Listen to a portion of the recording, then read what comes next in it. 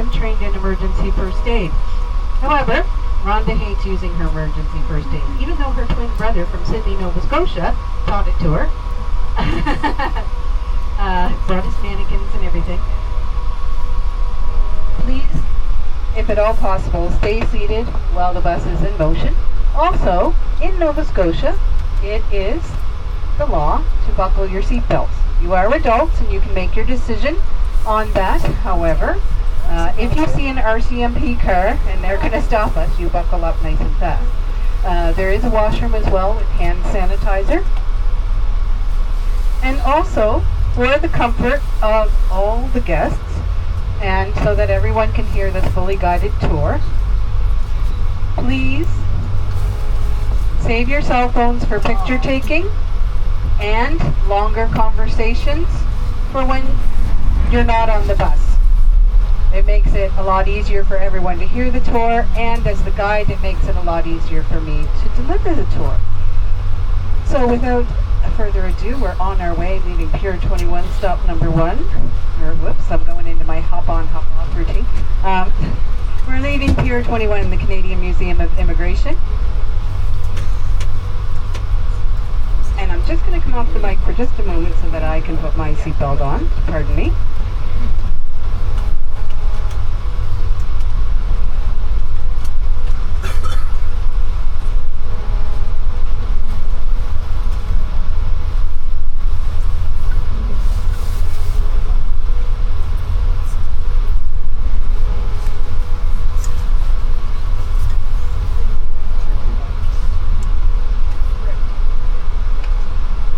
Okay, so it's a busy day today here in Halifax. We have lots of wonderful guests.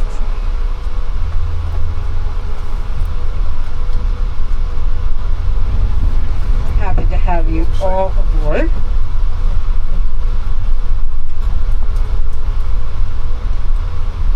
Now what we're looking at on our left is the back of the railway station and the railway hotel, which was originally owned by Canadian National Railway, now owned by the Weston Group. So we're going to do a little go through the city, and then we will also have a bit of a scenic drive to Peggy's Cove.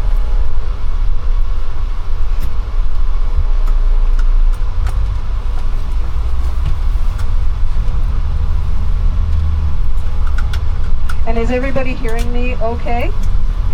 Yeah. And how's the temperature on the bus for all of you right now? Is it all right? Reasonably okay? Good, good. If you can't hear me very well, or if the bus is too cold or too hot, do speak up. We're happy to try and adjust things. Also, since the bus is pretty full today, I'm going to establish the rule of keep your same seat, please. So that means maybe leave a little something on the seat, or try to recall which one you took. That makes it a lot less confusing, and then couples don't get separated and things like that. And also it's helpful to know your neighbor and know, like, okay, who's right across from me? Is there a very interesting couple from Toronto, Ontario, and we're from Alaska or something like that. Let's have, we know each other. That way, when it's time to come back on the bus, we know.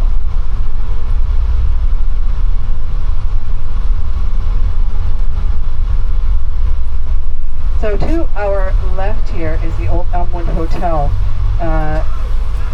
which was owned by a man named James Farquhar back in the day. And in those times,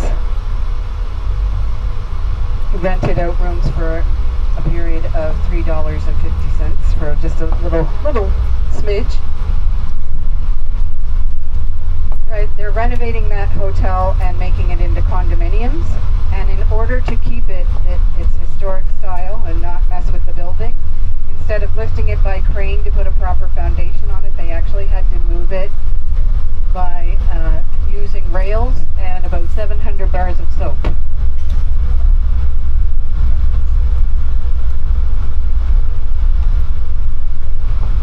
Yeah, it was 220 tons, moved 4 meters.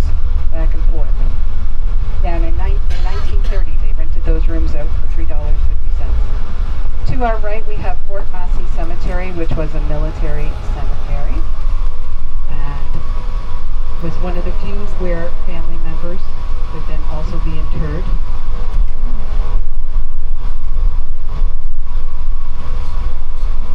And also nearby here on our right, we have Our Lady of Sorrow Church, the church that was said to be built in a day by the Irish in 1843. Being a Protestant city, Halifax was when it was founded in 1749 by Edward Cornwallis. The city was Protestant, but there were many Irish who came and helped build the city, and the Protestant bishop said to the Irish Catholics, well, if you want your church, you can have it, but you have to build it in one day. So they gathered all their materials together, got themselves very organized over a period of time, and then, in one day, I'm told, about 2,000 workers came together to put that church up. There is a service held once a year there, and Sir John Thompson, the 4th Prime Minister, is buried within. Now, I mentioned that Halifax was founded in 1749 by Edward Cornwallis, but before that founding, the original peoples of Halifax were the Mi'kmaq, and they were here for a millennia before colonization. And this area of Halifax was known as Great Harbour, or Jibuktuk.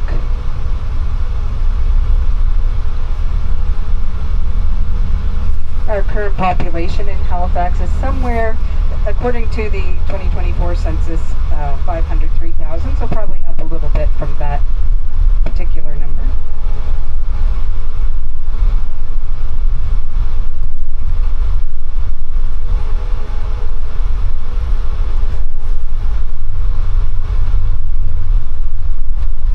Over on our left, we have Victoria Park with the life-size statue coming up there on the left between the trees of Scottish poet Sir Rabbie Burns. This park in honor of Queen Victoria, and apparently she liked her poets. And then we're approaching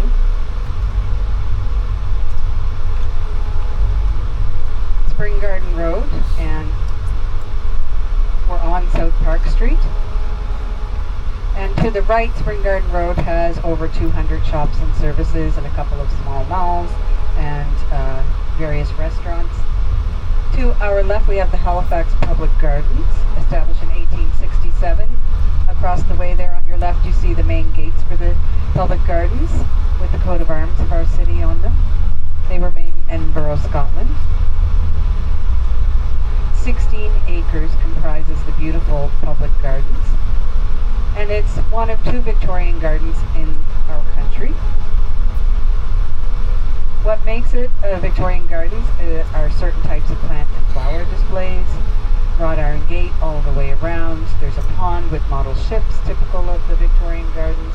As well, those pathways apparently are wide enough for 2 ladies in hoop skirts to walk side by side, but also very handy for the larger strollers of these times.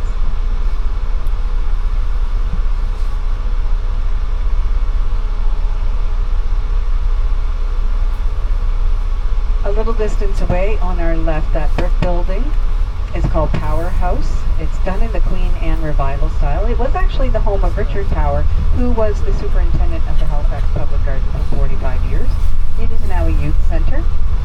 On our right is the bottom of the glacial drumlin of Citadel Hill. Within is Fort George. Now, this is the garrison grounds on our right, used for a lot of great concerts presently. Lenny Kravitz, over 22,000 people this past summer. To our left, we have the Halifax Wanderers grounds with Halifax Wanderers and Tide soccer clubs. And then also on our left, those beautiful horses. This is the Halifax Lancers non-profit riding school since 1936. And then also on our left, our Museum of Natural History. To the right, you have Halifax's Citadel High School. It was a combination of the Protestant and Catholic schools, the Queen Elizabeth High and St. Patrick's High, when they both needed to basically come down. Approximately 1,700 students attend Citadel High. On our left, you have the Halifax Infirmary and the area of our Queen Elizabeth II Health Sciences Center and the expansion of that. On our right, you're seeing the Halifax Common, or the part of that north part of the common. It is Canada's oldest urban park, a total of 235 acres gifted to the peoples of Halifax by King George III in 1763. Right now, we're looking at where the soccer and football field is. Straight up ahead of us is the skateboard park. A little ways off, you have a beautiful swimming facility that was just recently, the pool was just recently drained. And being smart like we are, if you look to your left, there's the area for the emergency room right across from the skateboard park. So you just drive the ambulance right up that way. Yeah, Queen Elizabeth High School used to sit in this area, but now with the expansion of the hospital due to our city's growth, we have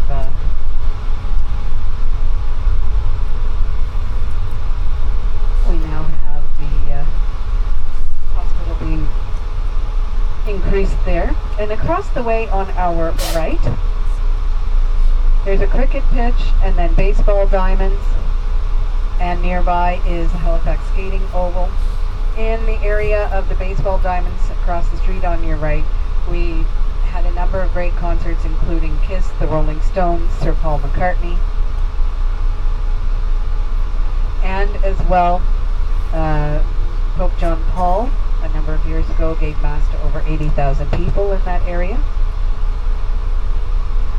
So I take it we have a mix of people from Canada and the US and other places as well? Yeah, okay, that's great. No, that's nice to have all kinds of different people from lots of different places. Now currently, our mayor is Andy Fillmore here in Halifax, and our premier, as we call him, is Tim Houston here in Nova Scotia.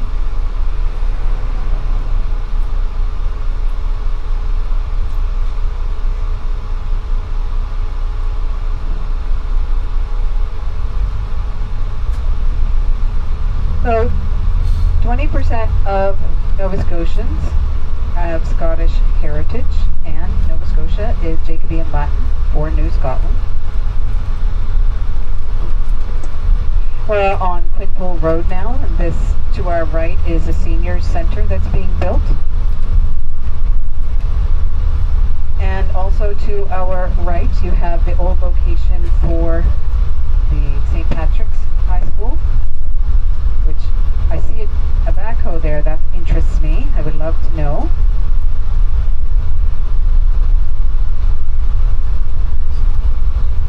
To our right and left, you see a number of businesses, but in particular to our left, a beautiful mural representing the Maritimes. And then to our right here on Quinpool Road, you have Canadian Tire. And Canadians know what Canadian Tire is, but for those of you not from here, it's our everything store. Everything from tires for your car or a windshield wiper, or you know, you need to top up your oil, or do you need a pair of ice skates, an air fryer, a new set of knives? Go to Canadian Tire. But now I would tell you that in the late part of August and early September, that store is divested of all its kitchen goods and anything resembling stuff for the home, because nearby is Dalhousie University and St. Mary's University and some other universities, because we have 6 universities in our city, 10 in our province. And so that store is one of the largest grossing in Canada, even though it's small, because of the university students coming and just emptying it out. So we also see some new construction here on Quinpool Road as well. I'm a little sad that we got a new McDonald's, because the old McDonald's restaurant had a beautiful mosaic mural in it, and they just took it down and nobody saved it. It was really pretty.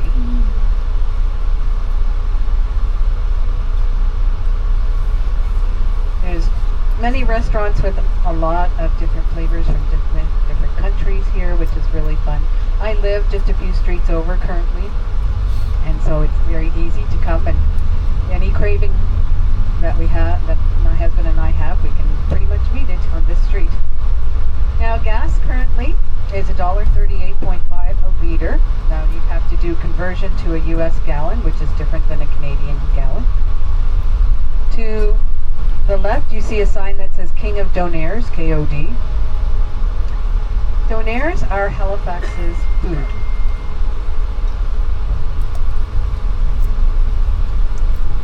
You'll also see a number of other little murals. If you look to your left, there's an amazing one there. Between the two buildings, we have a mural festival. And Donaires, I was going to explain to you, they are a spiced beef that goes on a rotating spit, vertical rotating spit. Then you slice it off and you put it in a warm pita with lettuce, tomato, onion, and a bit of a sweet sauce. And roll that up in foil. It's usually known as a later night kind of thing.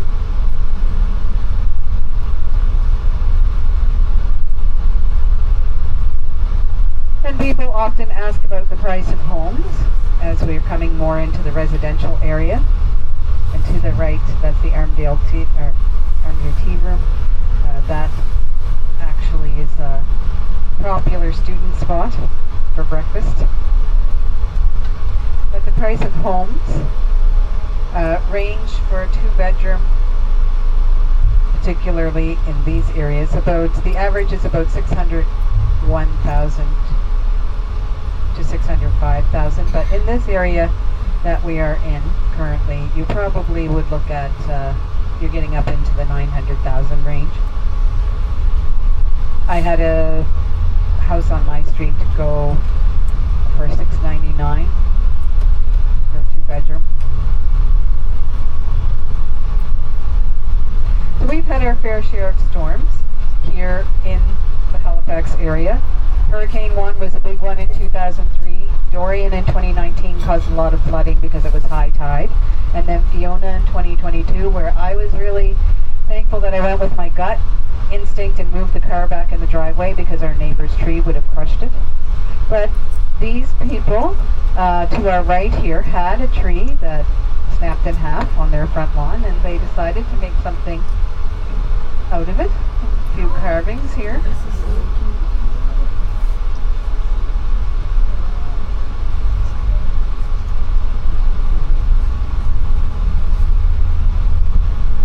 Now we're headed towards the Northwest Arm.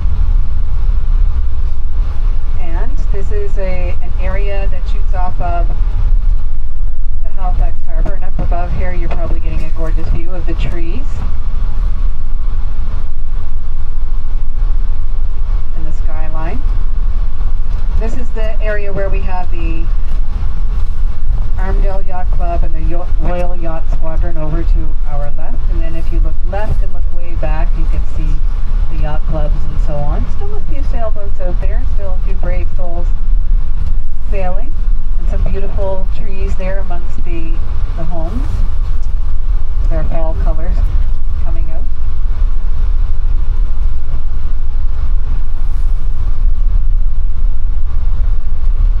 Now also way behind us on our left is Sir Sanford Fleming Park,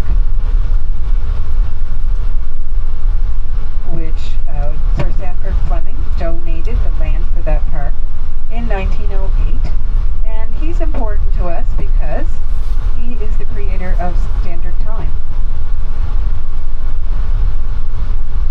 Also nearby are the Edmonds grounds, where an anchor shaft flew 7 kilometers or 4.5 miles from the Halifax explosion and landed, and there's a monument there to this day. And Melville Island, that was a prisoner of war camp. To our right, the Scotiabank, where my daughter Shayla works. Hi, Shayla. I can't help myself. Actually, oddly enough, I was working hop on, hop off yesterday, and we were stopped at a stop, and my oldest daughter came running up and got on the bus, and I was like, ah! Yeah, that was fun. I got to, like, hey people, it's my kid. Look what I made. St. Margaret's Bay Road, and in this area and in the main part of the busy part of the city, the speed limit is 50 kilometers an hour or about 30 miles an hour. Here in Canada, we use the metric system, although because I'm a Gen Xer, when I was in grades 5 and 6, that's when we switched over to the metric system, so I'm still used to referring to some things in pounds or hearing about miles or things like that.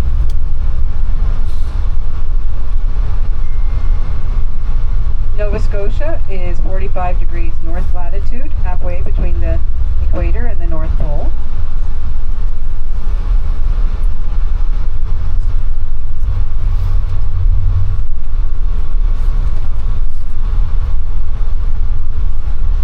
And we do have 4 seasons here in Nova Scotia.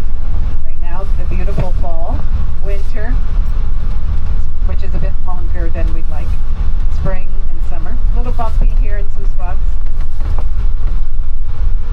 Although I like to call the seasons here in Nova Scotia almost winter. Then we have sprinter and road construction season. But road construction season seems to be extending well into almost winter, and I am not liking any of that. Particularly when you're trying to get to work.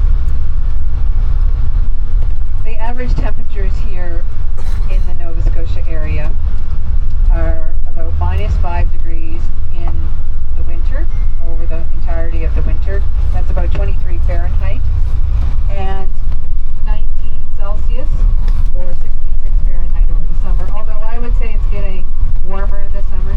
We had, high 80s or, into the 90s sometimes. So like about, with the humidity, that'd be in the high 30s or about 40, 41 Celsius.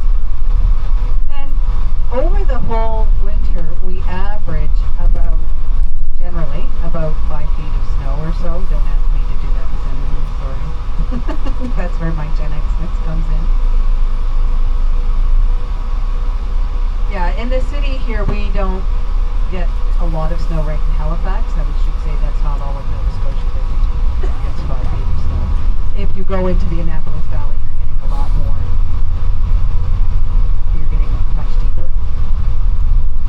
So this drive on St. Margaret's Bay Road is one of my favorites and one of the reasons why I so love coming on these tours and giving these tours to Peggy's Cove.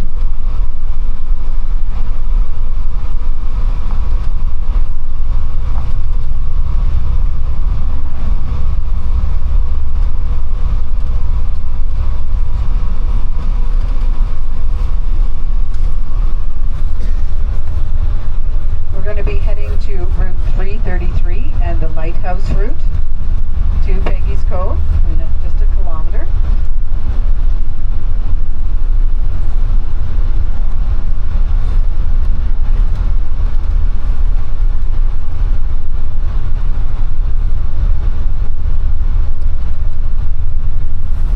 In these areas over the summer and now in the fall, we're experiencing a drought, and we've had just enough rain in Halifax to allow us to be allowed to walk in the woods again. If you look to your right, this is where our emergency water supply comes from, and normally you can't see those rocks along the shoreline, so we're a little low for water. A lot of people are having to have if they live with wells, they're having to have their wells filled.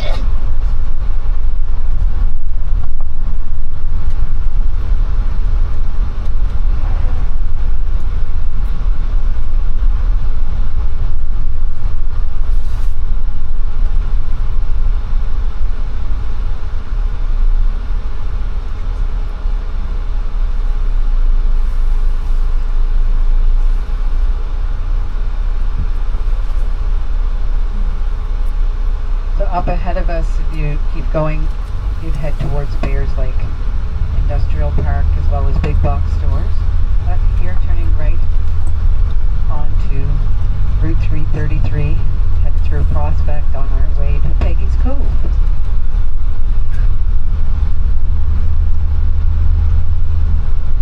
And we name our routes things things like the Lighthouse Route or Marine Drive or things like that for tourism purposes.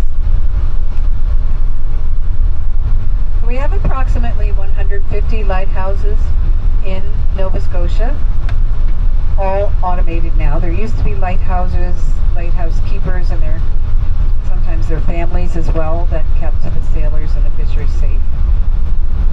And Nova Scotia has a very rugged coastline, about 7,500 kilometers or 4,500 miles.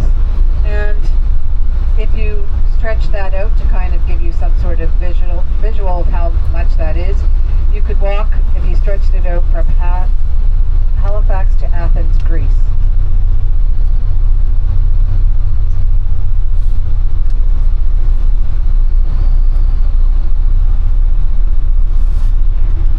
Now the Peggy's Cove Lighthouse is one of the most visited here in Canada and the most photographed.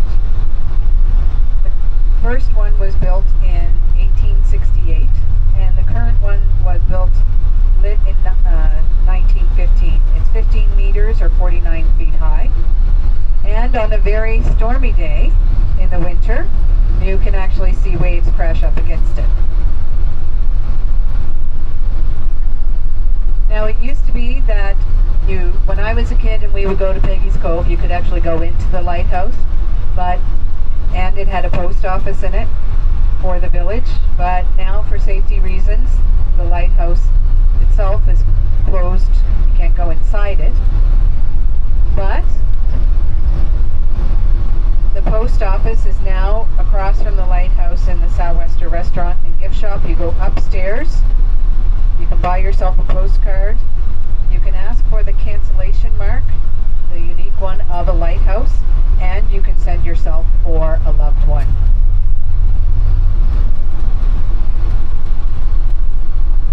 A lovely postcard commemorating your day.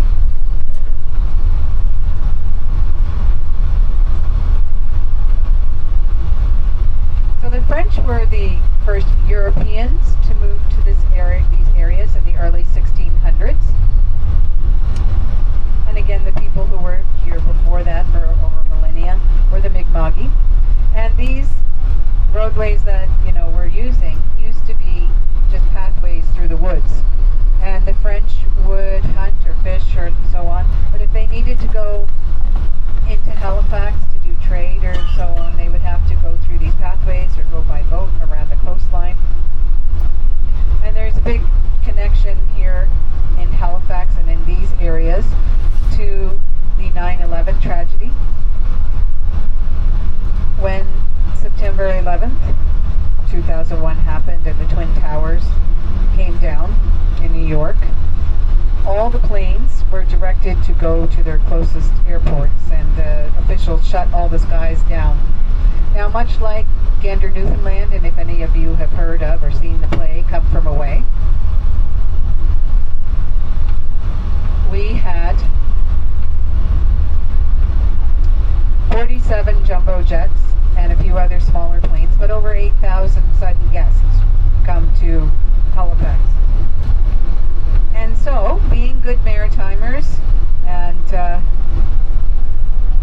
we just began offering people places to stay, opening up cottages for them, as well. A lot of the sports arenas and whatnot set up cot beds, and kitchens opened up, and there were extra telephones set up in these sports arenas, as well as TVs and so on, so that people could watch the news.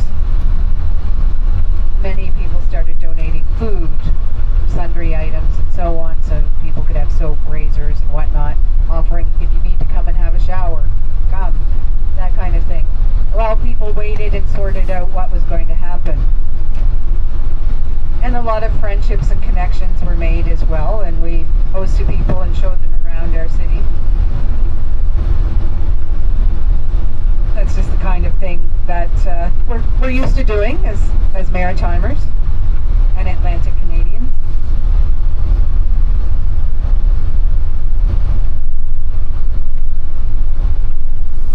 So Peggy's Cove has approximately 29 full-time visitors, or full-time residents. Lots of visitors, over 1 million visitors every year with only 29 full-timers. But there's people who have their summer homes there as well. And the newest full-time resident, she was added in the month of June, a little girl. I haven't met her yet, but I'm sure she's very cute. And this is Peggy's Cove. As a local, is where I take visitors. My in-laws came a couple of weeks ago. I took them to Peggy's Cove. They thought it was amazing. They loved it. They'd not been, even though they've been to Nova Scotia several times. And a lot of people ask, how did Peggy's Cove get its name? Now, there's a very practical version and a more romantic version. And there's, a number of them, but the two that I know of best is involving the early days of Samuel de Champlain and the settlers and whatnot. And you had Samuel de Champlain's mother's name was Marguerite. In English, that's Margaret. And the diminutive, or the nickname for Margaret, is Peggy. So you've got the big St. Margaret's Bay. It would make sense that the little cove would be called Peggy's Cove. Very practical. Boo to the practical. Let's go to romantic. When Peggy's Cove was first established in 1811, it didn't have any kind of name. It was just a outcropping on the North Atlantic on solid granite rock. And after bad nor'easters and storms, locals would go beachcombing. Because especially if they thought there was a shipwreck, they would want to see if there were any survivors from the shipwreck. They would also want to see if there were things that they could utilize, like maybe a keg of molasses, or if you're even luckier, a keg of rum, or a chest of valuables, or something to that nature. Something that they could either use over the winter or sell and then have money to buy things.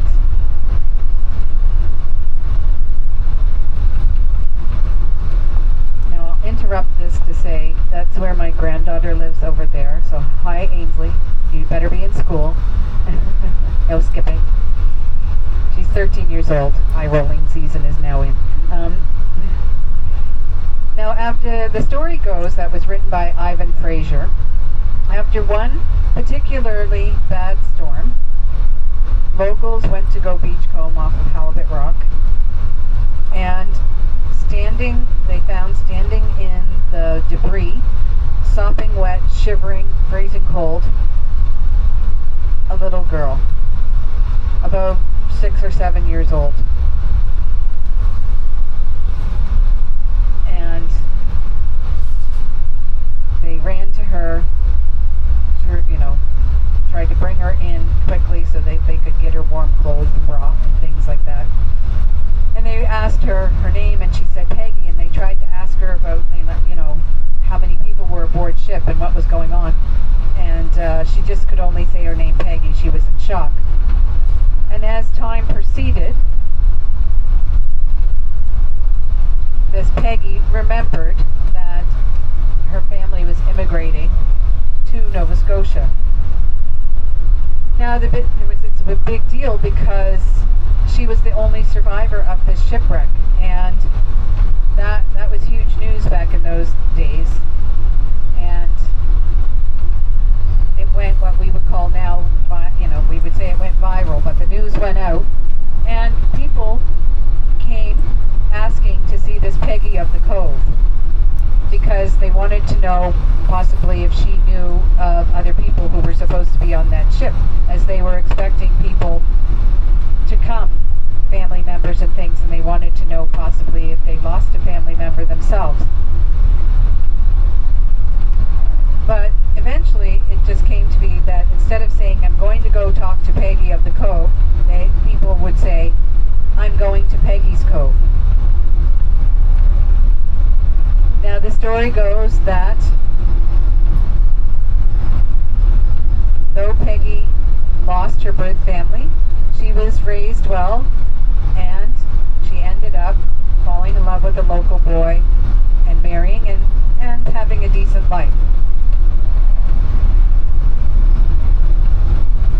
those are two versions of how did Peggy's Cove get its name. I'll leave you to look up any other ones. Now I would like to go through some practical matters. We are on bus number 23. We have 3 ships in right now to the port, and then because it's the beautiful fall season, we have a lot of tourism in Nova Scotia, so Peggy's Cove could be quite busy for us.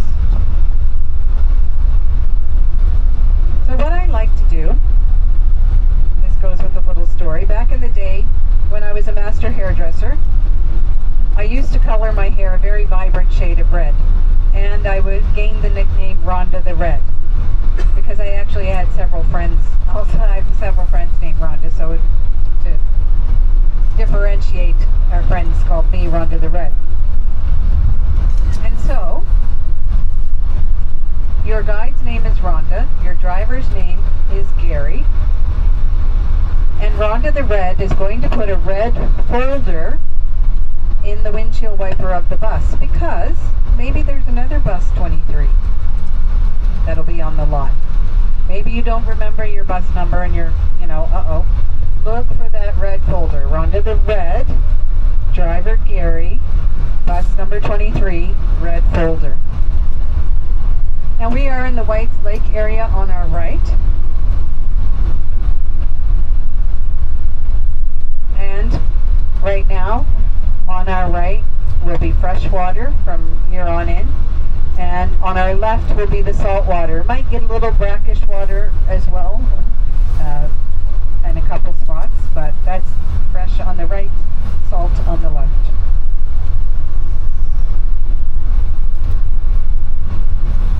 When we get to Peggy's Cove, we'll have parking attendants show us where to park. We might be lucky and very close to the Southwester restaurant. That makes it a lot easier for people to find us. Or we might be parked further along on the lot. So do be careful of traffic and things like that when you come off the bus. Get yourself oriented, have a look around. And I will be giving you a time to get back on the bus.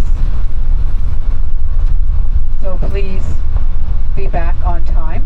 I have to say that your ship has requested of us that if people are not back on time, I have a 5-minute window, and then I call and get permission to leave. So I don't want to leave anyone in Peggy's Cove, because there are no Ubers in Peggy's Cove, and there's only one guy who sometimes runs a cab, and he will charge you a big fee. If you happen to be able to convince an Uber driver to come out, he has to come from Halifax. He or she would have to come from Halifax, and they'll charge you for that too. So please be on time. This is me putting on my I also work in the school system voice.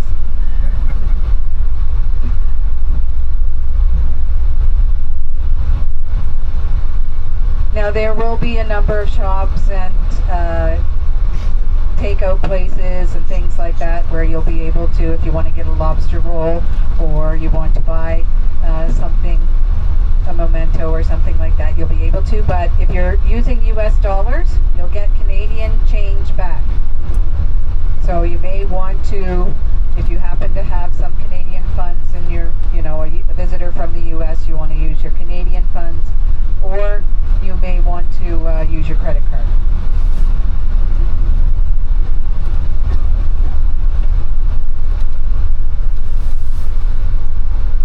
I also have a rather serious warning that I want everyone to heed. It's a little windy. Today. There's possibility of rain in Peggy's Cove. So when we get to Peggy's Cove, it is on solid granite rock, and it is very beautiful. And some people are agile and they want to, like me. I've been doing this since I was a kid, and sometimes I will go crawling on the granite rocks and up and around, jumping, because it's fun and it's amazing and it's gorgeous there. It's just amazing what nature has done. But if it's been raining out a little bit, and I do see the roads are a little bit wet, the rocks can be slippery. Do take care. And mind the signs that say, stay off the black rocks. These are lichen-colored rock, covered rocks, and they get slippery. If you fall into the water, there's very little likelihood that you could be rescued, and that's very serious. We don't want that to happen to you. Never mind that it's just freezing. If you happen to scramble back up, then you'll be sopping wet. Also, there are waves that come, and some waves are called rogue waves, and they're several times larger than other waves, and they have the ability to suck you out at several feet or meters per second. So do mind the signs. You can enjoy climbing on the granite rocks, but as well, take care, take heed of the signs. And that's my safety message for Peggy's Cove. Don't mean to go overboard, but as well, because we have had tragedies, we have had people severely hurt, we have had situations in the Peggy's Cove area where people have died from falling in the water. We want to make sure you know.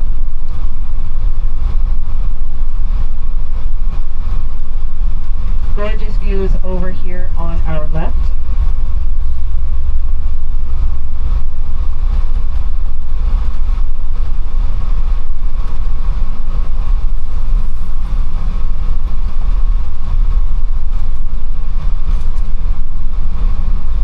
And this is the area where the wreck of the SS Atlantic happened in 1873.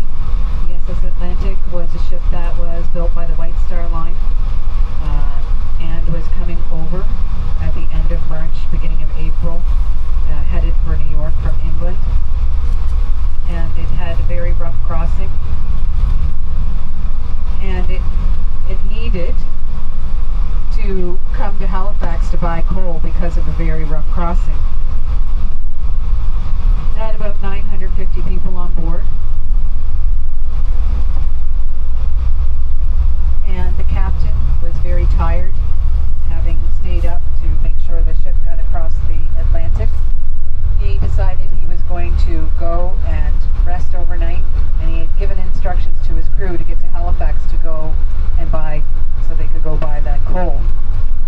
Now, unfortunately, the crew got a bit lost, and they ended up wrecking off the rocks here in Prospect Bay on April 1st at about 3 a.m.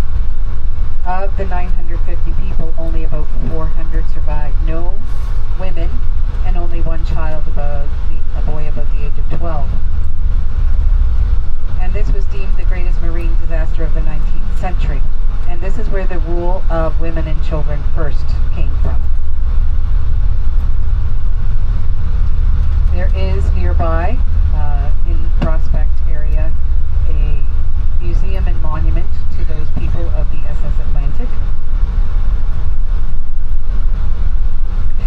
So I mentioned that we had a lot of blind bays, coves, inlets, and so on, and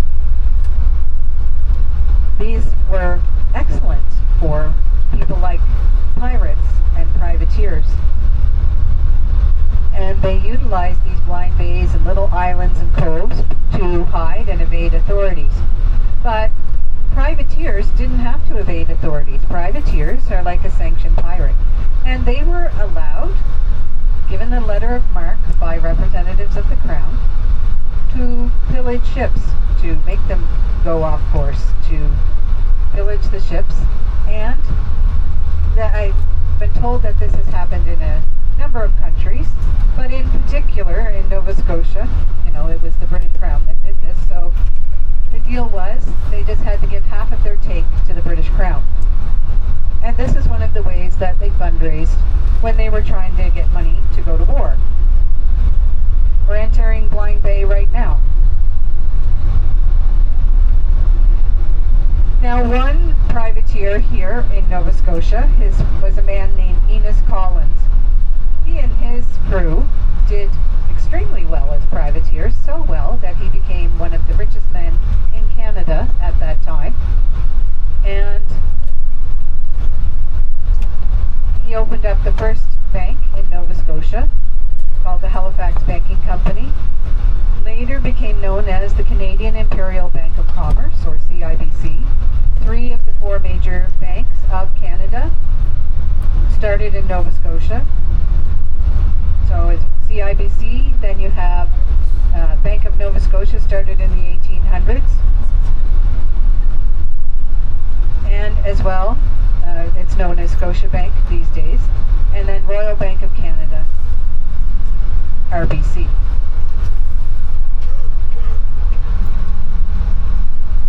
A second original branch building of Scotiabank is actually on Holland Street in Halifax. Beautiful building built by the Masons. These blind bays and inlets also very useful in the 20s, 30s, and early 40s for the rum runners. And the rum runners in the days of Prohibition used long, low boats that were built in Lunenburg and the home bay of Nova Scotia for the most part. Lots of interesting podcasts, by the way, about pirates and privateers and all that stuff. And the rum runners had help from Newfoundland, which didn't join Canada until 1949, and from the nearby French islands that belonged to France, Saint-Pierre and Miquelon. And the rum runners received alcohol, like different wines and things, through France and through the islands of Saint-Pierre and Miquelon, and then as well the rum and whatnot from Newfoundland.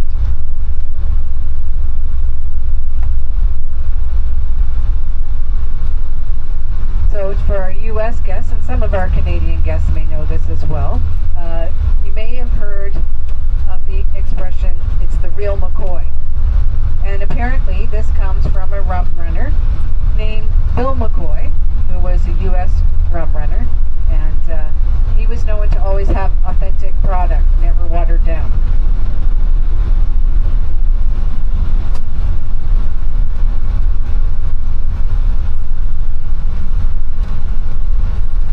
So as well, speaking of pirates and treasure and all that, there's an island up in the North Atlantic, about an hour's drive from Halifax, that has a show that has been filmed for a number of years about it, called Oak Island.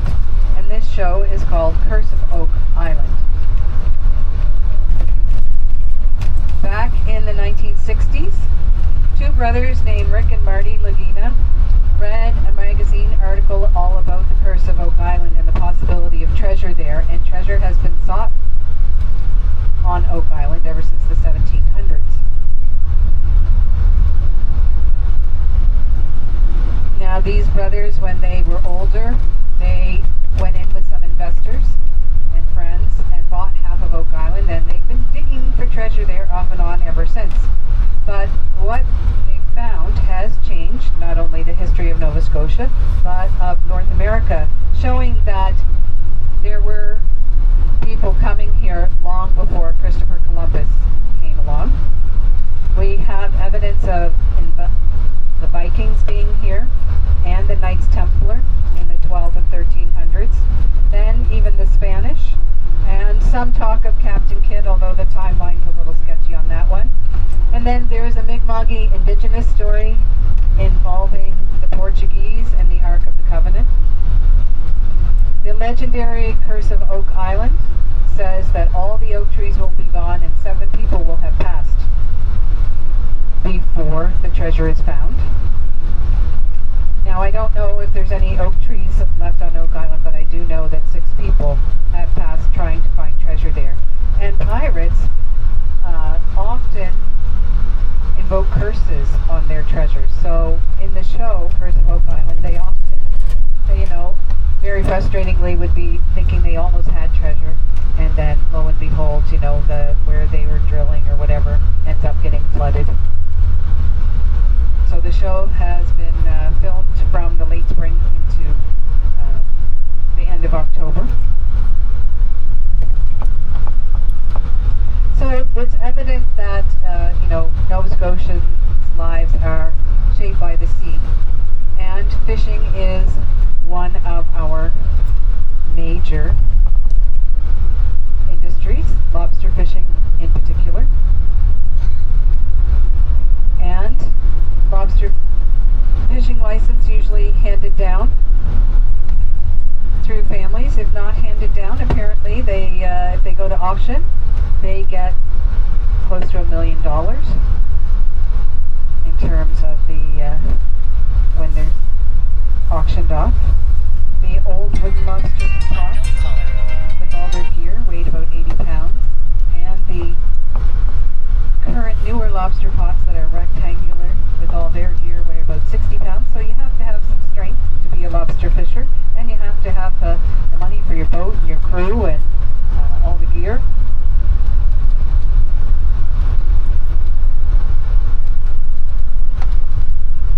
When you get to Peggy's Cove, I'll point out where the Tom's Lobster Shack is and the Sou'wester restaurant and all that stuff.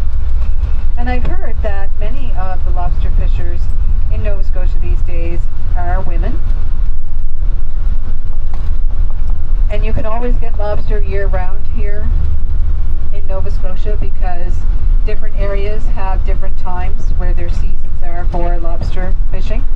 Here towards Peggy's Cove, it's called Area 33, so instead of being for aliens, it's for lobsters.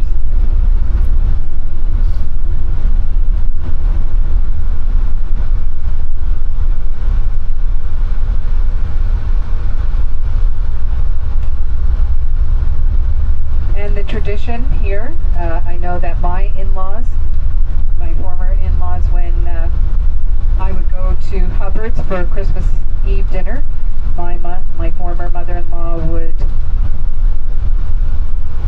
have lobster and steak for Christmas Eve, and then on Christmas Day was the turkey dinner. She'd go outside with a hot plate and unplug the Christmas lights, and then boil the lobster outside. Now you want to boil lobster in well-salted water, better if it's seawater. And then you want to also make sure to snip off the elastics on the lobster before putting it in the water, so you don't want your water tainted with the rubber elastics. You can actually put lobster to sleep by putting them on their head, and then you pat their tail, and you'll notice that they just kind of give up. It takes a little while, but then you quickly snip while it's still on its head, you snip the elastics off, and then you plonk them in the pot real fast, so they don't try to grab onto either side. My mom had that happen once. Didn't go well. You cook lobster for about 10 minutes for the first pound, and then about a minute to a minute and a half for every pound thereafter.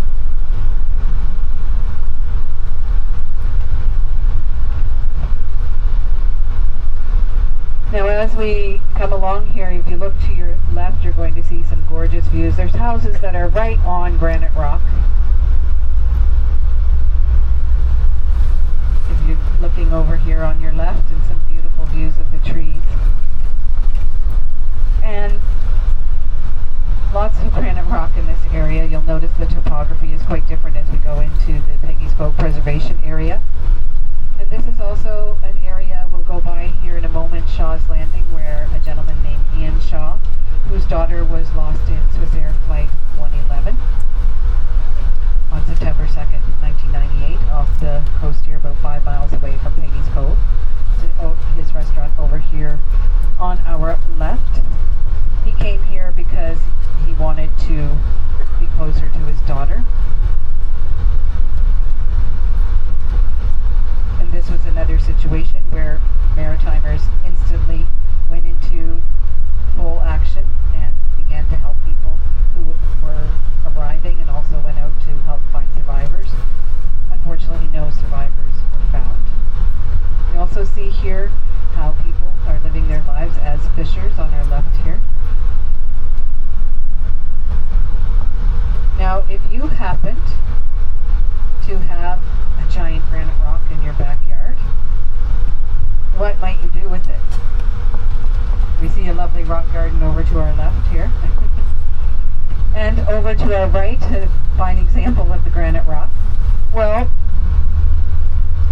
there was one gentleman and his wife, a gentleman named William DeGarth and his wife Agnes, who William moved here from Finland, moved to Canada, immigrated, and then met and married a woman named Agnes in Montreal.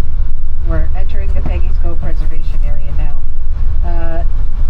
They were both artists. William was a sculptor and a painter and an art teacher as well. Amazing artist. Agnes was a weaver.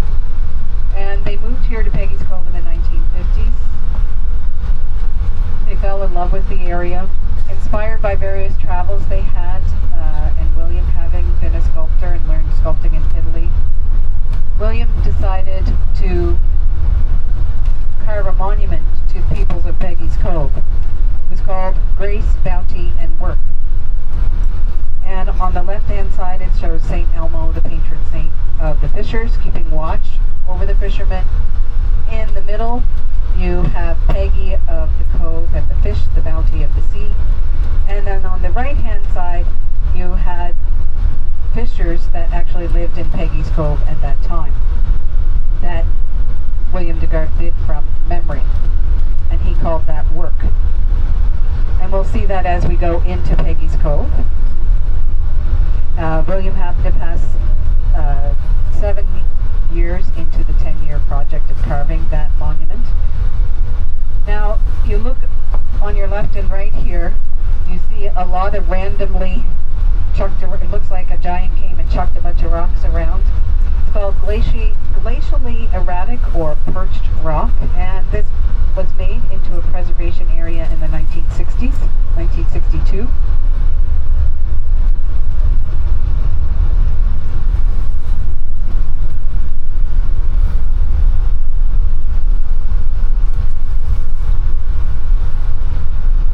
We are preserving things like our provincial flower, the lady slipper, as well as different plant and animal life, flora and fauna. There's hiking grounds here, but you can't, you're not going to see a community built here all of a sudden on these lands because of the preservation, the designation by the government. So this is the portion as we get close to the Peggy's Cove Village I like to call, and now a word from our sponsor. We have an area that will be on our left in the Peggy's Cove Village called 6 by Sea, where you have 2 gift shops called Hags on the Hill and Holy Mackerel, where they have gifts from over 100 different maritime artisans. And you have Hunky Dory, gourmet french fries and ice cream. Then you have Margaret's Cafe with beautiful, so delicious seafood chowder and paninis and so on. And that's all will be on the left-hand side. Now I will warn you though that Holy Mackerel gifts, their gifts can have some swear words on them. They're a little sweary. Although they do make me snort laugh, some people might be offended by them, so I like to give you fair warning. I'd also like to say that Margaret's Cafe has the best bathrooms in all of the Peggy's Cove Village. So, top tip there. For those of you who, like me, are fussy about where you go. Now we are entering the Peggy's Cove Village. And we have sun instead of rain. And it's a little windy, so it might be nice. Great for you photographers who want some dramatic photos of the waves. Now you see these glacially erratic perched rocks here. These were called the kissing rocks here in Peggy's Cove Village because you could hide behind them and your neighbors couldn't see you kissing your boyfriend or girlfriend. To the right, the village's church, which does not have a graveyard because it's on solid granite rock. And you can see here too, some of the homes of the permanent residents might have marked private property. We ask people to respect that as well while you're getting various photos and things. On our left, the visitor center, there's men's and women's washrooms there with composting toilets. Also some beautiful sea views there. On our right, that monument, Grace, Bounty, and Work, carved by William DeGarth in the 70s.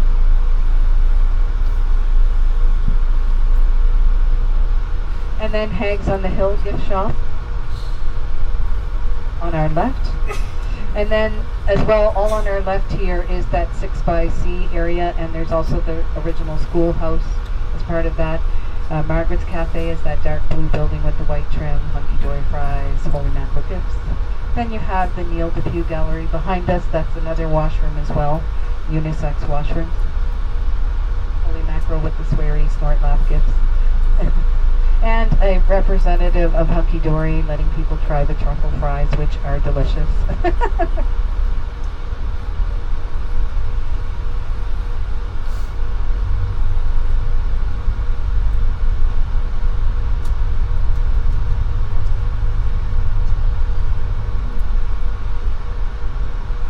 And then you also have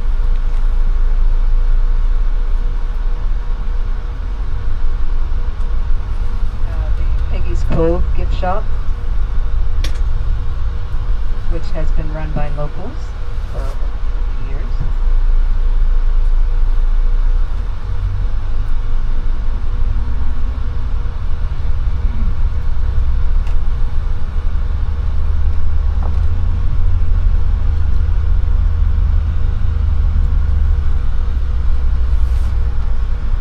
We have made amazing times. And here we have the Sou'wester restaurant. Up ahead of us to our left, that periwinkle colored house with the white trim and the red umbrella. That is Tom's Lobster Shack. You can get lobster rolls there, and they have the picnic table. So you can go into the Sou'wester. There is takeout there, but as well as sit down. We are going to be directed as to where we can park, and I ask that everyone still stay seated. Look at the gorgeous, amazing views here. So again, we're bus number 23. I'm Rhonda the Red. We've got a couple of buses here already, and we're getting directed where we're going to park, and the Seagull's going to supervise there. There on our right, you have a viewing deck shaped like a ship's bow for people who don't want to run around on the rocks. And that beautiful Peggy's Cove lighthouse, one of the most photographed in Canada, not North America. So we fortunately have a little bit of extra time here, but I'm going to ask that everyone be on the bus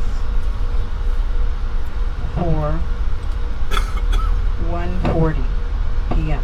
because your all aboard time is 3.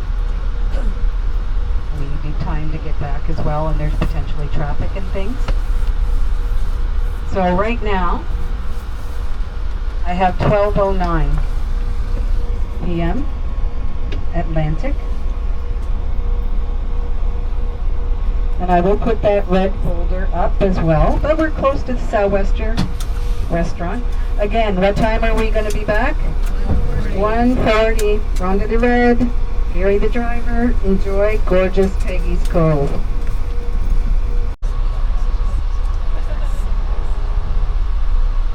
see anyone wanting to towards the bus either.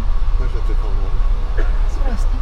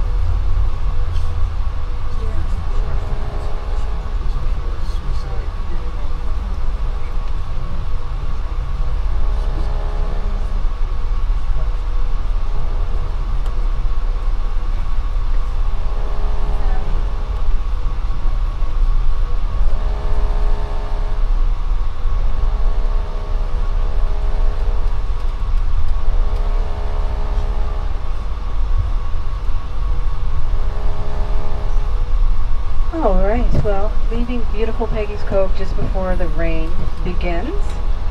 And I'd just like to let you know, normally we would be going back through the Tantallon area and then taking the highway. But it just turns out that there's a lot of that road construction season that has continued onward into the fall, has continued on that particular road, and so we're going to be going back the way that we came.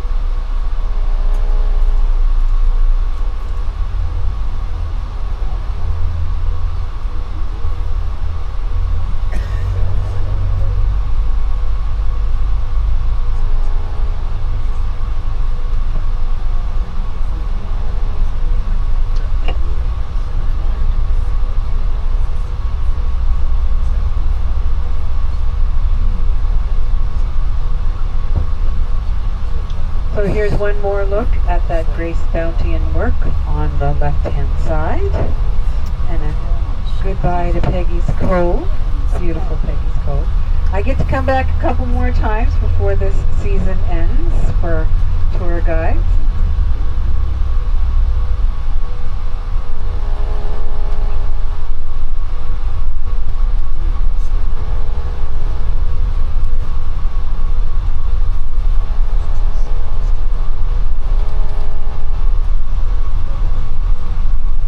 Now, did you know that the nickname for Nova Scotians is what that is? We're called Blue Nosers. Yeah.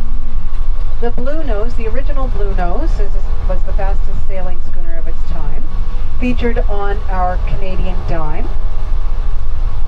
And the Blue Nose 2, which currently sails in Nova Scotian waters and in other places as well,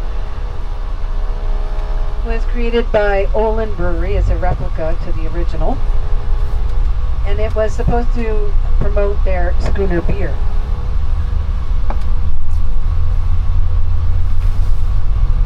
And then after a little while, that was built in the 60s, so then after a while, the province ended up buying the Blue Nose 2, and now it is used as a tourism ambassador as for the province of Nova Scotia, and as well we use it as a sailing school for those who are learning to sail tall ships. The original Blue Nose sank off the coast of Haiti in the 1940s.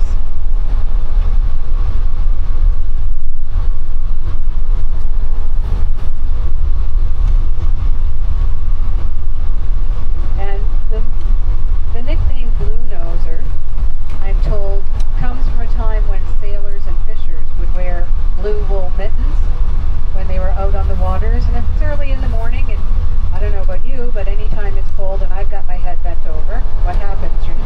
Your nose runs. And so I'm told the fishers would rub their noses with their mittens, the closest thing they had, and the blue dye would rub off onto their noses, leaving them blue. There's one of several tales that are told as to why we're called Blue Nosers, but we also have a Blue Nose Marathon that happens in the month of June in Halifax, where the t-shirt slogans are things like "Just give her." Now, Nova Scotia received its charter from King James of Scotland in 1621, not long after Samuel de Champlain discovered Port Royal in Nova Scotia, and then he went on to establish Quebec. Now, King James sent ships with colonizers to make settlements, and there was, both the French and the English settlers, they were not very kind to the Mi'kmaqi initially, and the French eventually learned a lot from the Mi'kmaqi peoples about their hunting and fishing ways of keeping warm during the winter, trapping and so on, as well as ways of preserving food. And actually some of our Thanksgiving traditions, like having cranberries, happen to come through the fact that the indigenous peoples used that when they were having feasts with the French. They would make things with cranberries, and cranberries are what saved a lot of people from scurvy. And The French also learned about tapping maple trees and so on. Whereas there was some difference with the British. The British were like, okay, people are savages and we will build forts and we will keep them out. This made for very hard winters for the British. And, people died of exposure and scurvy and things like that for not knowing how to deal with the elements here. So, in areas nearby, the indigenous peoples would have their summer lands, and then being nomadic, they would go inland in the winters and do a lot of hunting of bear, moose, deer, caribou. Now, we don't have caribou anymore in Nova Scotia, but we do have white-tailed deer, we do have black bears, and lynx and things like that. And we do have moose. Now, hunting season is on right now for white-tailed deer, and there's also hunting season for beaver, bobcat, otter, mink, muskrat, skunk, weasel, fox, coyote, lynx, so on.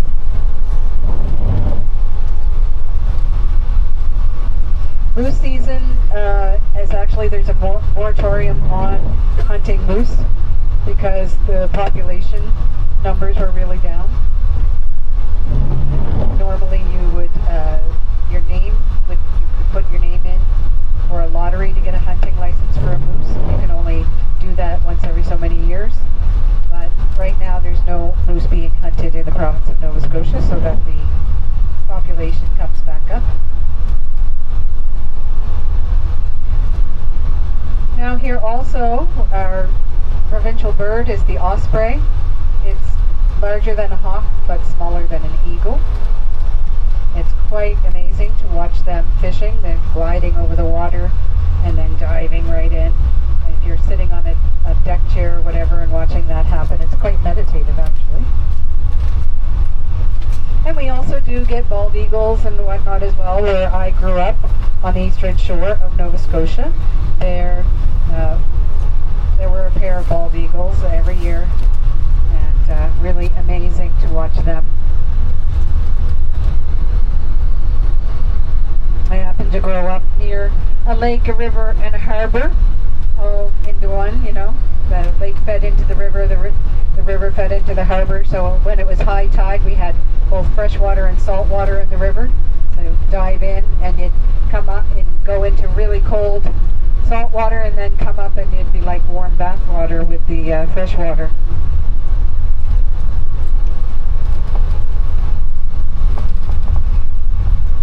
Now, Nova Scotia and all 10 of our provinces actually, and 2 of our territories, we have geographical tartan. And as well, the country of Canada has a geographic tartan. Nova Scotia was the first place to have a registered tartan in Scotland in 1956. And I'm actually wearing a Nova Scotia Geographic tartan scarf today. And the colors that I've been told, this is how it's represented. We have the blue is for the sea and the sky. The white is for the crests on the waves and the granite rock.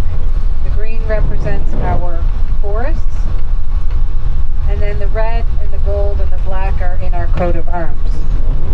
The flag of Nova Scotia is opposite that of Scotland. We have a white background with a blue cross, Scotland in the opposite.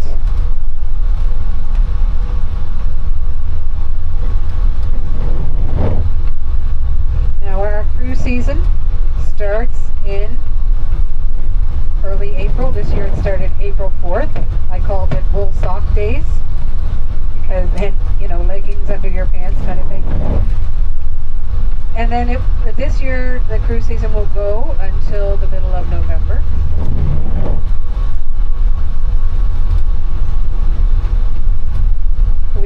We have had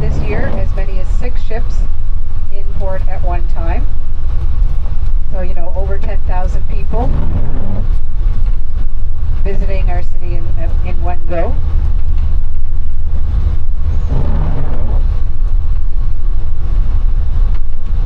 Now, earlier I talked to you about Oak Island, and I wanted to tell you about another island that is part of Nova Scotia, and also connected with the history of Nova Scotia and the French-Canadian culture. There's this island that's about 190 miles southeast of Halifax. It's a sandbar island. It is crescent-shaped, and it's about 25 miles in length. It's known as the graveyard of the North Atlantic. There's more ships wrecked near that island than anywhere else around the North Atlantic, and we have 10,000 shipwrecks around the coast of Nova Scotia, including a German U-boat. It's home to about 350 different species of birds and up to 500 wild horses.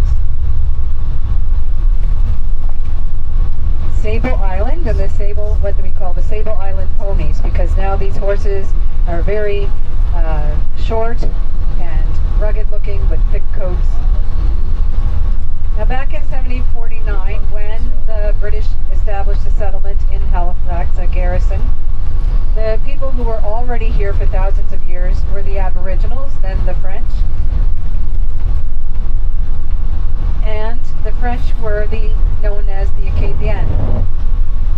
What is now the provinces of New Brunswick, Nova Scotia, Prince Edward Island, and parts of the state of Maine are where the Acadian lived.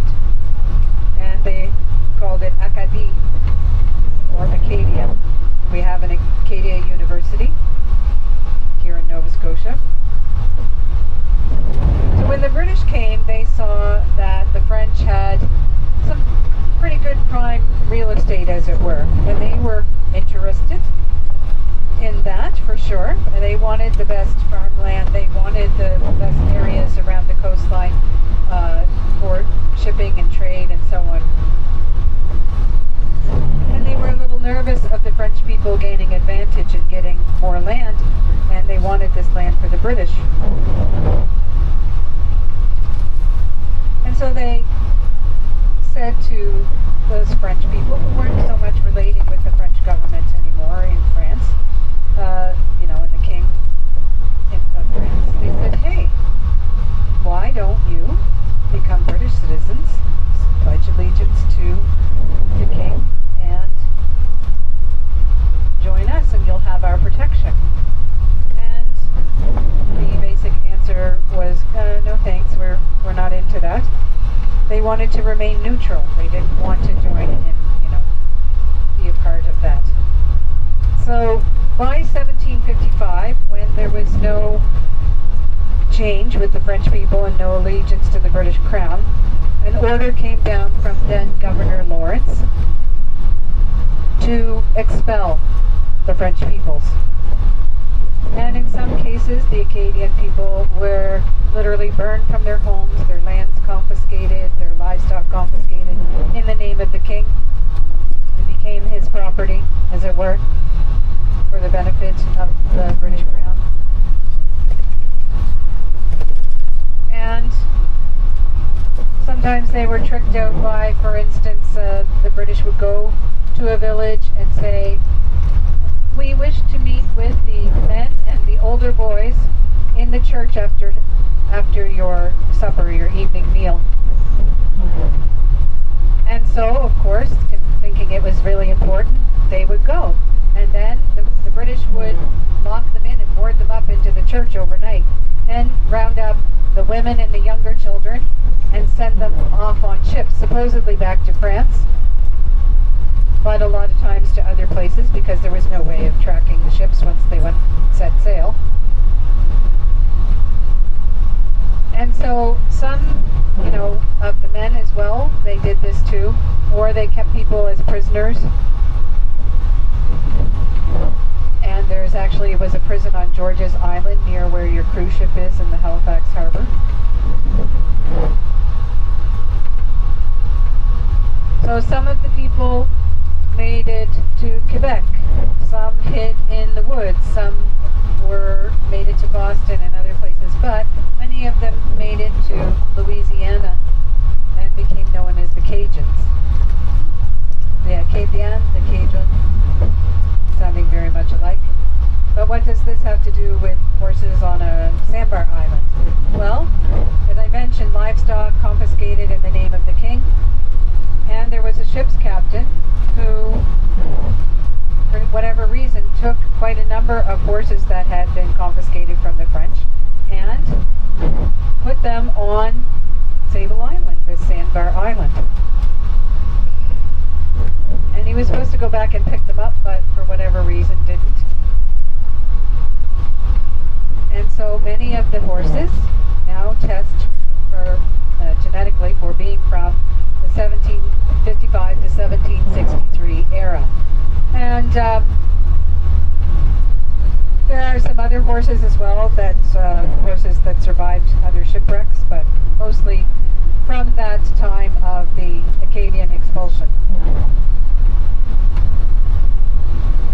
So that's the story of the wild Sable Island ponies and some of our history surrounding the Acadian people who are still, here in the province, and there's an Acadian festival that happens in the summertime for about 2 weeks. All sorts of chance to eat the different flavors of the French and the Cajuns, and as well as all the different music to be enjoyed.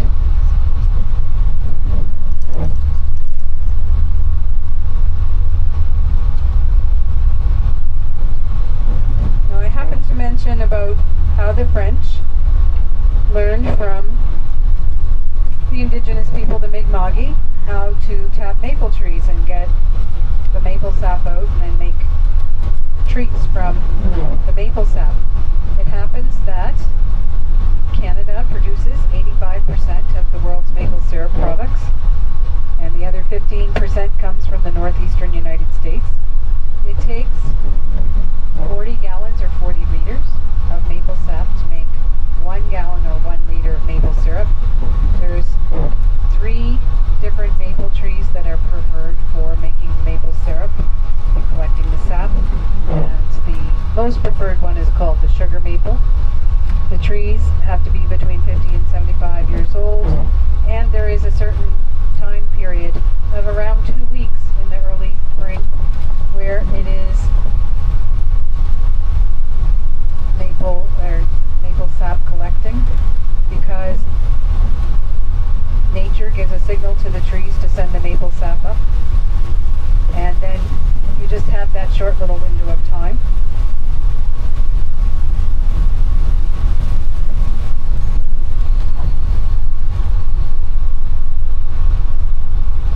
Now if you live in this area, you might be a fisher, or you may even run a day spa, or work in Peggy's Cove, or in some sort of Airbnb situation. There's different things, but a lot of people ask us, so what are the major industries in Nova Scotia besides fishing? Well, we have employment in our 3 arms of the military, the Army, Navy, and Air Force. We have our Halifax shipyards.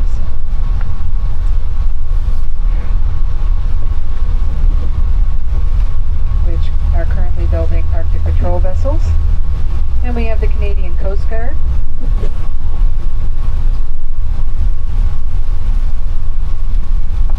And our Bedford Institute of Oceanography. We have an employment in the 3 levels of government as well: municipal, provincial, and federal. And my oldest daughter works for the provincial government. And then we have forestry. It used to be a time of building wooden ships and pulp and paper and things like that. That's lessened quite a bit. But we do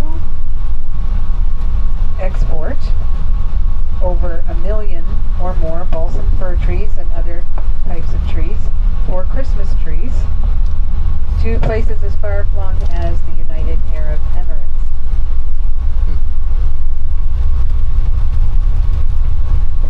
Then we also have employment within our education system. 10 universities, 6 in Halifax, as I mentioned. And then we have the public and private school system. I work as a substitute teaching assistant within the Halifax Regional Center for Education. I work as someone who works with kids with special needs. Then we also have the medical sector with the greatest number of medical services east of Montreal, excellent maternity and children's care and hospitals. And my stepdaughter this past spring graduated from Dalhousie University Medical School, and now she's doing her residency. And recently learned to make sure to wear her protective eyewear. Learned the hard way. Then we also have farming in the Annapolis Valley. In Oxford, Nova Scotia, we have blueberries. We're famous for the blueberries. And then in the valley, our biggest export is different varieties of apples. Honeycrisp is my favorite. And we also make tires for Michelin here in Nova Scotia. And then we have the movie and film industry. Most recently, you might know from Prime Video, We Were Liars was filmed in Lunenburg, Mahone Bay, Chester, and Hubbard's area. And Washington Black as well. We do a lot of Hallmark Christmas movies in particular, and then Stephen King movies. Tom Selleck did a lot of his Jesse Stone series here in Nova Scotia, and I actually got to meet him, and a number of other people. Pierce Brosnan, Daniel Radcliffe was here. He wasn't actually filming. His girlfriend at the time was. And many of the so-called famous people are quite friendly. Brooke Shields was here recently filming in Halifax for kind of like a comedic detective movie.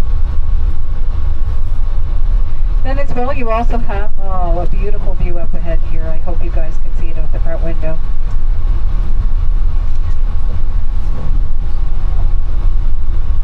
We also have a beautiful view, but we also have tourism and the hospitality industry, restaurant industry. You have your tourism people like myself and Gary, our driver, who work in the tourism industry for spring through summer and so on.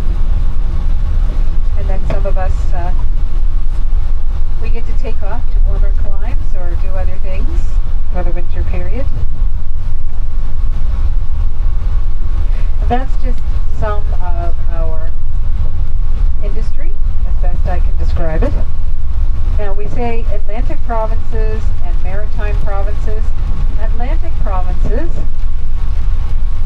and maritime. So Atlantic would include Newfoundland that joined Confederation in 1949. And maritime provinces refers to New Brunswick, Nova Scotia, and Prince Edward Island. And then as well in Nova Scotia, we have the highest tides in the world on our western shore, the Bay of Fundy. Your tides can get as high as 50 feet or 15 to 16 meters. This is as high as a 4-story building. And in the St. Margaret's Bay area, the difference in the tides is only about 6 feet. And I did some reading on this because the other day I had a question about, well, how did that happen? So I was like, oh, I learned it in school, but I forget. What? I just know it is. You know, how when you live somewhere, you just kind of take that for granted that it happens. And it had to do with the over 200 million years ago when the supercontinent of Pangaea began to break apart, and then there was the formation of the Atlantic Ocean. And so with the separation of the North American and African plates, there was a deep valley which eventually became the Bay of Fundy. And then the bay's unique funnel shape and varying depth creates a tidal resonance effect that is amplified. That amplifies the natural tides, and then works also with the gravitational pull of the sun and the moon. And then as these tides come into the Bay of Fundy, they're forced into the funnel, compressed, and then they go to those extreme heights. So there's your bigger educational piece about the Bay of Fundy. Now, I think it's about an hour and a half or so drive away from where we are now. So it's at this point I'm going to take a little break from the microphone. I saw a lot of people had some really good lobster rolls and other treats and maybe want to take a little cat nap, but I will be back in a few minutes to talk about our connection with Halifax and the Titanic, as well to talk about the Halifax explosion, which was a major disaster that happened during the First World War. So we'll be back in a few minutes, everyone.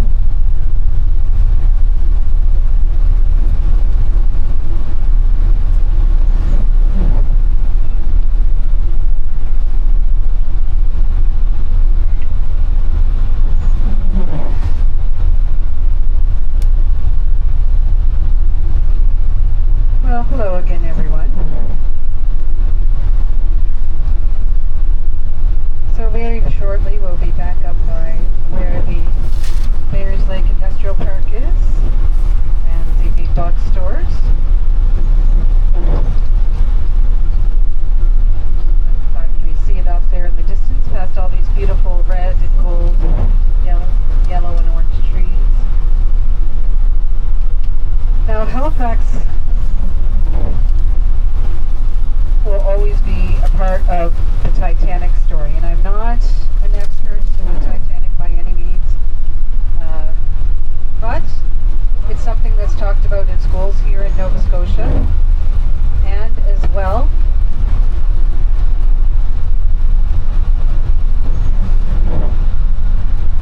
it's something that we learn quite a bit about with being tour guides or passageurs.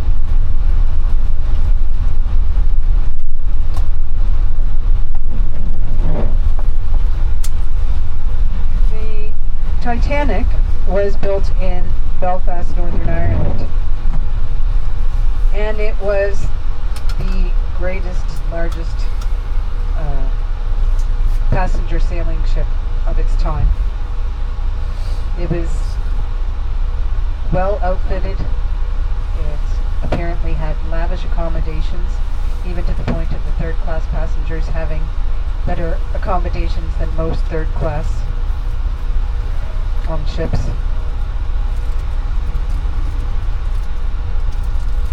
Now it left on its maiden voyage, leaving Southampton, England on April 10, 1912, headed for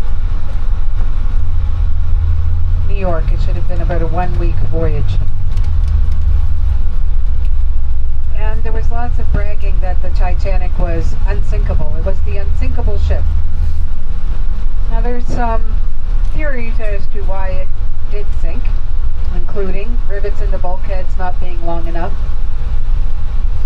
fire in one of the coal bins that could have weakened the structure,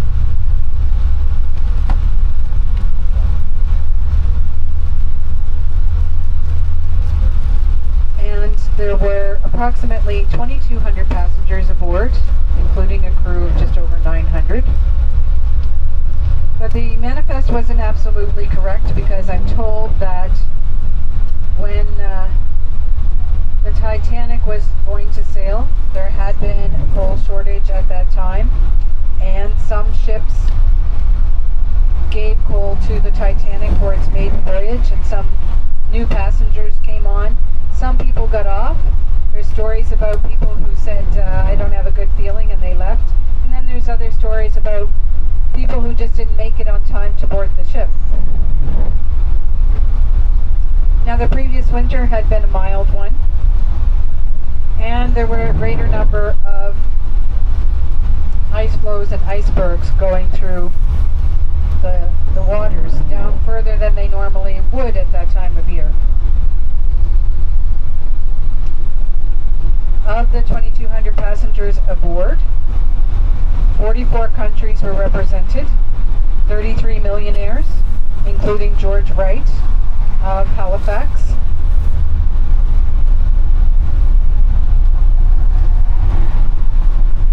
So the Titanic was in very frigid Atlantic waters off the coast of Newfoundland, and despite warnings from other ships about icebergs in the waters and to mind where you're going. One moment please, that's my supervisor calling.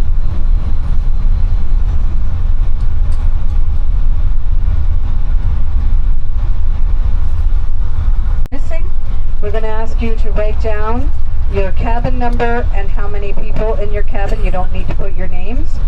And it's on the back of a CIBC Run for the Cure piece of paper, because that's all I had. That was big enough. So I'm just going to pass that back. Sorry about the interruption of the tour. But we just want to find out who that was.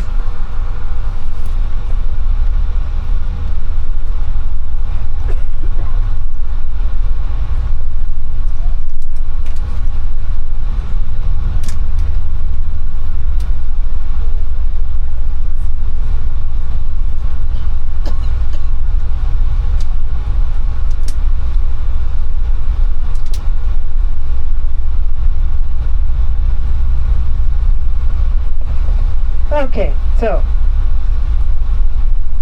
in the waters, icebergs, warnings, things like that for the Titanic. And then on April 14th, 1912, as it was in those frigid cold waters, the Titanic ended up striking what I'm told is a 10,000-year-old iceberg and sinking less than 3 hours later. Now, only 712 persons of the 2,200-ish that were on board, I'm told, were rescued and taken to New York by the nearby Cunard Line ship, the Carpathia.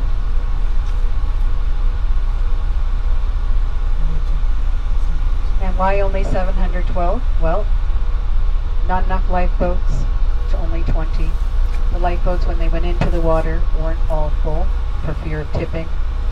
Crew not properly trained in life-saving procedures. And many third-class passengers didn't speak English, didn't quite understand what needed to happen. On our right-hand side, a little ways away, we have Mount Olivet. It's a Catholic cemetery where 19 victims of the Titanic are buried. To our left, a little ways away, we have Fairview Lawn Cemetery, where 121 victims of the Titanic are interred. And also next to the Fairview Lawn Cemetery, you have the Baron de Hirsch Cemetery, where 10 victims are interred, and that is a Jewish cemetery. The Fairview Lawn Cemetery, as I mentioned, non-denominational. With the rest of Canada and US, with quite a few people being from Canada or going to Canada or living in the US and going to the US.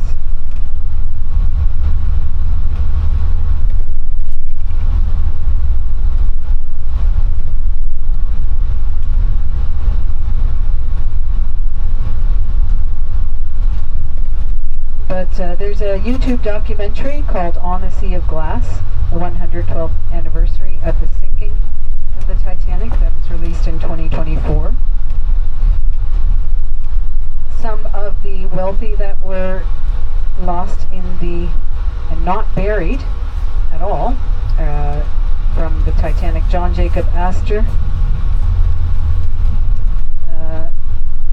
and actually, but then there was Isidore and yeah, I can take it up if you guys are all done with it. I'm just going to pause and take the list upstairs.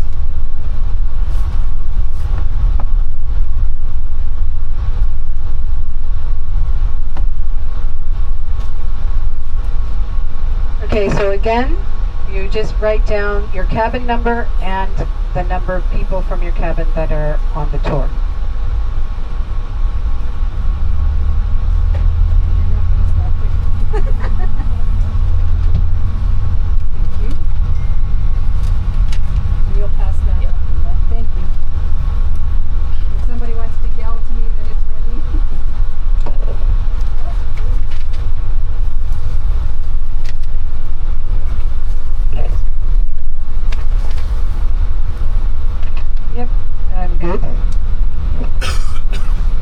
Okay, switching. Because right now, so we are in an area that was the blast zone for the Halifax explosion. So not a smooth transition there, sorry folks. But the Halifax explosion happened on December 6, 1917. It was World War I, and Halifax was a very busy wartime port in both world wars.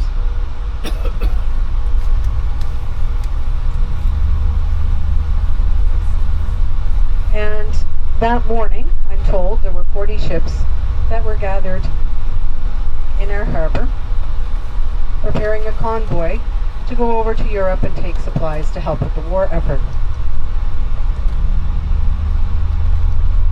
Now, 2 ships were involved in the Halifax explosion, the Norwegian cargo ship the Emo and the French munition ship the Mont Blanc. The Emo was leaving the harbor, going to Boston to get supplies, and the Mont Blanc had spent the night outside of the harbor. As when it came along that evening, the submarine netting had already been pulled that protected our harbor from things like Therefore, the Mont Blanc had lowered its red flag that warned that it was a munition ship so as not to tip off any enemy, and forgot to put it back up, as I understand. And that would have, been a tip-off that it was filled with not quite 2,000 metric tons of explosive materials above and below deck. Now, as these two ships tried to pass by each other in the narrowest part of the harbor, the Emo ended up striking the Mont Blanc on the bow of the ship. Both ship's crews made mistakes, as the inquiries found out, but the Emo strikes the Mont Blanc on the bow of the ship. The Mont Blanc catches fire. The crew of the Mont Blanc abandoned ship immediately, made for the Dartmouth side. And then it's in the morning, so people are watching this ship burn, oblivious to the danger. And as the Mont Blanc gets to pier number 6 on the Halifax side and drifts over, at 9:04 and 35 seconds, it explodes. The greatest man-made explosion before the atomic bomb. If you watch the movie Oppenheimer, they speak about this in the movie. So it changed the city in an instant. 2,000 people died, 9,000 injured, 6,000 homes destroyed, 600 plus people with glass-related injuries, and over 250 people required artificial eyes because of that flying glass. And this is a city with under 75,000 people, with medical supplies, food, clothing, temporary shelters, and students from Harvard Medical School. Later on, they sent us builders, bricklayers, and carpenters, and so on, to help us rebuild our city. So every year, in a symbol of our continuing thanks to the city of Boston and the state of Massachusetts, we send from our province's forests a Christmas tree that is private landowners try to vie for the honor of providing, and sometimes it's given from Crown land. But it travels on an 18-wheeler flatbed truck, and then it's set up and lit in the Boston Common around the time of the anniversary of the Halifax explosion. As an ambassador, to rent equipment, all you need is a piece of ID, and it's free.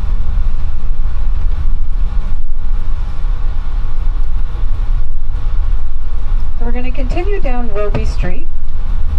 And as we go down Roby Street, you may notice as we go further along, some of the homes and buildings have oval plaques on them. They could be blue or red or green. And this signifies historic status. And that means that the facade of the building, particularly where the part where the oval plaque is, cannot be changed. So Queen Elizabeth II Health Sciences Center to our left, and lots of construction to our right.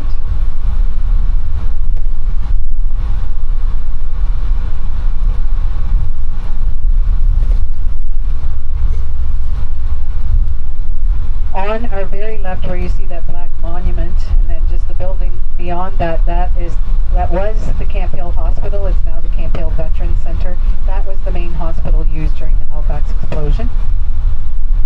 Also on our left is the Camp Hill Cemetery, where notable Nova Scotians like Alexander Keith, Scottish brewmaster, India Pale Ale, as well as Joseph Howe, our father of free speech, and Viola Desmond, who was our Rosa Parks back in 1946. Miss Desmond was arrested, fined, and jailed overnight because she was a black woman who accidentally sat in the front of a movie theater while she was getting her car fixed, and refused to get up out of her seat because she paid the full price for her ticket.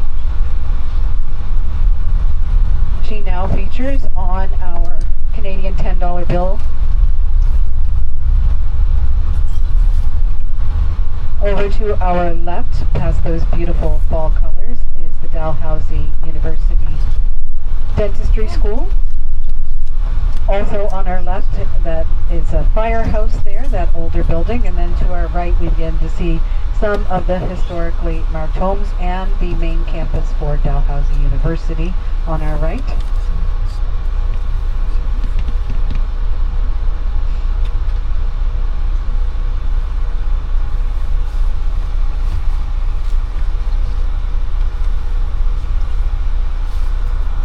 For women and children. Two of my kids born in here.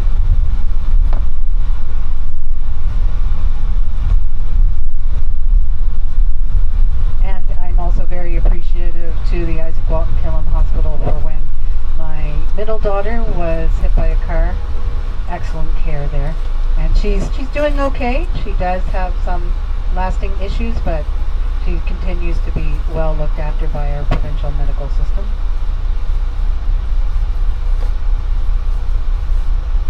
And actually, in this hospital, these two hospitals here, like say for instance, if you had a woman from Prince Edward Island who was pregnant and having major issues, she would be airlifted here to the IWK.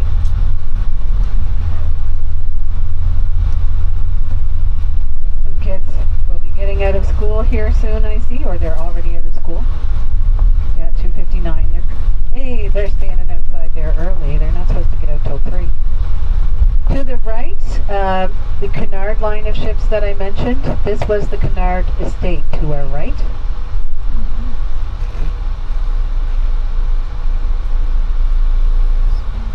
And then over to our left, a lot of these apartments and buildings end up being housing for students.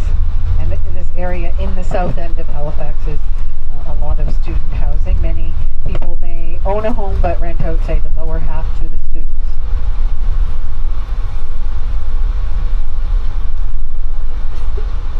And in Nova Scotia, when you have a school bus stopped and the lights are flashing, doesn't matter if you've got a divided road, you still stop. Except that guy. Except that guy. They can't see it. Yeah, they're supposed to stop. Yeah, when I work in the school system and we get kids with special needs and their buses come in and you have, but that means we're close, we're very close. And that also means, I will say, now make sure you have your cell phone, your ship's ID, any little parcels or things. People often leave cell phones, jackets, IDs, things like that. And these buses go all the way across town. We do give them a look over, but sometimes things are found, wedged into seats and things like that. So just make sure you have all your stuff with you.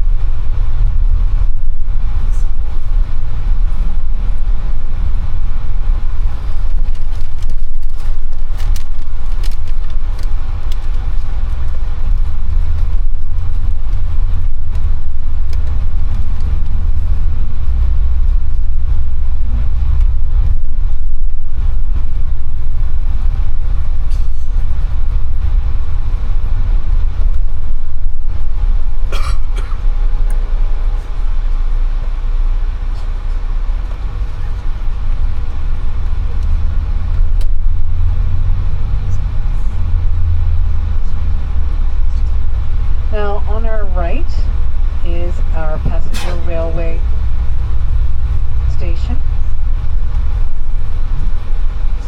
You can take a train from here in Halifax, go to Montreal, Quebec overnight, and then get off that train, get on another train in Montreal, and travel from Montreal all the way to Vancouver, British Columbia. Takes about 8 days. And the snack cart goes by about every hour. My dad used to work for CN Rail, so I had the joyful opportunity a number of times to travel by train across country.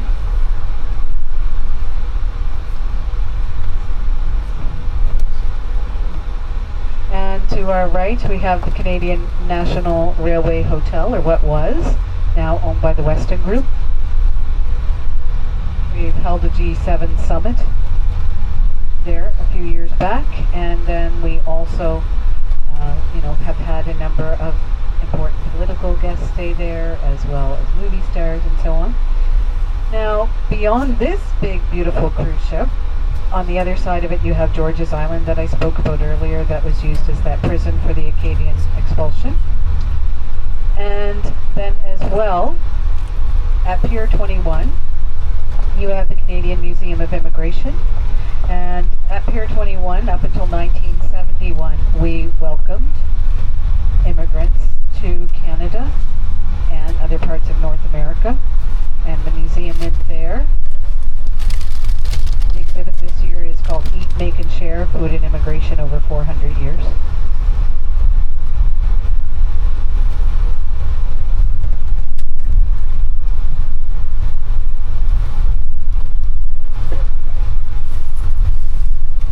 So yes, a very busy day today on the pier.